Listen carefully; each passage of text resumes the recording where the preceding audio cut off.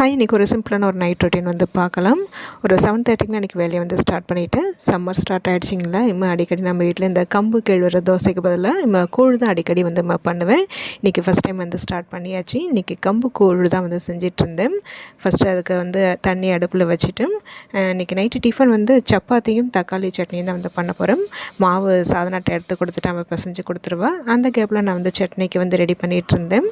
நானும் என் பொண்ணு 2 பேரும் சேர்ந்து தான் இன்றைக்கி நைட் ரொட்டீன் வந்து பண்ணோம். அவள் கொஞ்சம் ஹெல்ப் பண்ணதுனால வேலை கொஞ்சம் சீக்கிரமாகவே முடிஞ்சுது.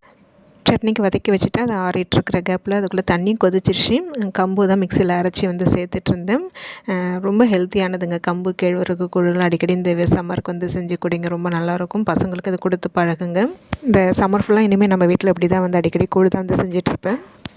தக்காளி சட்னி அரைச்சதுனால எனக்கு என்னமோ சப்பாத்தியோட கோதுமை தோசை தாங்க ரொம்ப பிடிக்கும். எனக்கு மட்டும் இந்த தோசை ஊற்றிக்கிட்டு அவங்களுக்குலாம் சப்பாத்தி போட்டு கொடுத்தாச்சு.